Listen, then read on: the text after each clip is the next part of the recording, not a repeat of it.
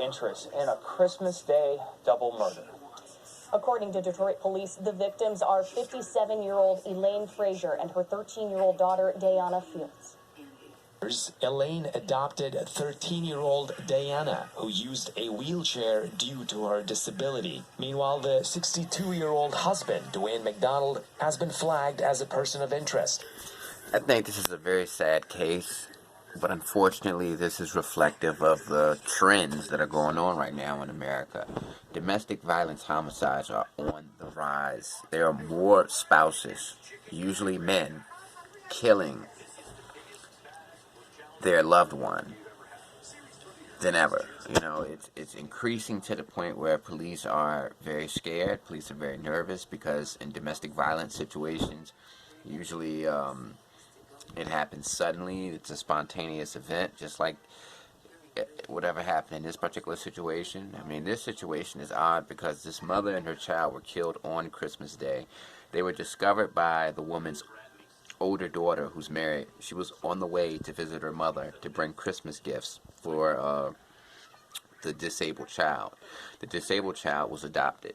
So, you know, she was calling her mother all throughout the day and didn't get any answer. So she went to her house, called the police, and the police told her to tell her boyfriend, her husband, to force entry into the home. They gave her permission to do so. So he kicked the door down, and they discovered the mother and the adopted daughter dead from gunshot wounds. And the husband of the woman who died is mysteriously gone. He's not around. Police can't find him. So that's pretty odd.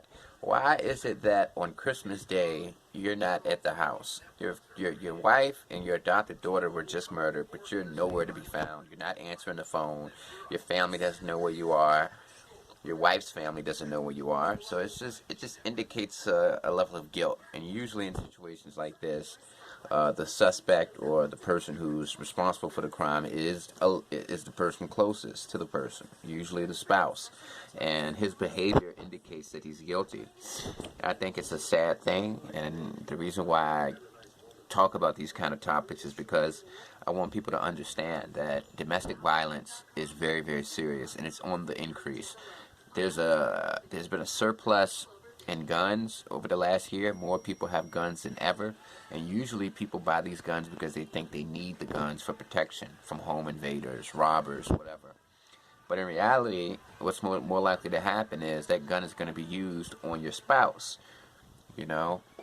So the thing is, when you're dealing with somebody who gets into a rage whenever they get emotional or whenever they get upset, they become extra dangerous when there's a gun around.